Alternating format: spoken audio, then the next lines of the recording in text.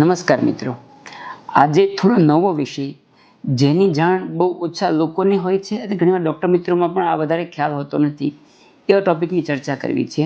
એ છે intra operative sonography, એટલે કે ઓપરેશન દરમિયાન સોનોગ્રાફી.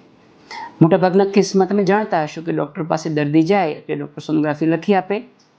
રેડિયોલોજી સેન્ટરમાં તમે જાઓ, સોનોગ્રાફી મશીનમાં જોઈ અને પેટની ઉપર એનો પ્રોબ રાખે અને તમારું રિપોર્ટ કરતા હોય છે, નિદાન કરતા હોય છે. તો ઇન્ટ્રાઓપ સોનોગ્રાફી શું છે? ઇન્ટ્રાઓપ એટલે કે ઓપરેશન દરમિયાન સોનોગ્રાફી.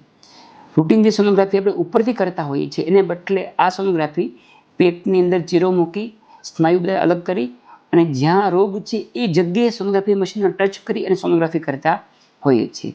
મિત્રો, આજથી 6-7 વર્ષ પહેલાં જ્યારે મેં સુરતમાં આવીને વર્ક શરૂ કર્યું ત્યારે એક પ્રશ્ન હંમેશા મારા માઇન્ડમાં રહેતો કે અમે ઓપરેશનમાં જે પણ કાર્ય કરીએ છીએ, જ્યાં કટ મૂકતા હોય, સપોઝ કોઈ જગ્યાએ ગાંઠ હોય તો ગાંઠથી 1 સેન્ટીમીટર દૂર કટ મૂકવાનો હોય, ત્યાંથી આપણે કાપવાનું હોય. પણ 1 સેન્ટીમીટર કઈ રીતે એક્ઝેક્ટલી માપવું, એનું કોઈ ચોક્કસ પ્રમાણ હોતું નથી.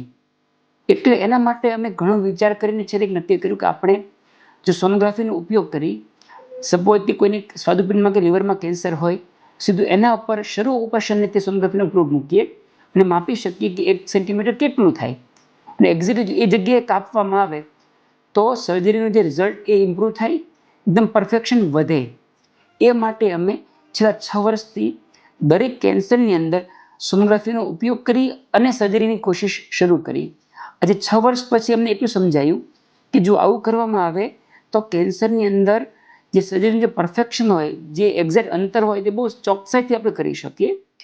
ગાંઠ રહી જવાની શક્યતા ઘટી જાય, બિનજરૂરી શરીરનો ભાગ કાપવાની શક્યતા ઘટી જાય. તો આ વસ્તુ નવી છે. વર્ષોથી અમુક લોકો વાપરતા હતા, પણ આટલું ડિટેલમાં કોઈ સ્ટડી કરેલું નહીં હતું. તો મિત્રો, આ હતી વાત ઇન્ટ્રા ઓપરેટિવ સોનોગ્રાફીની.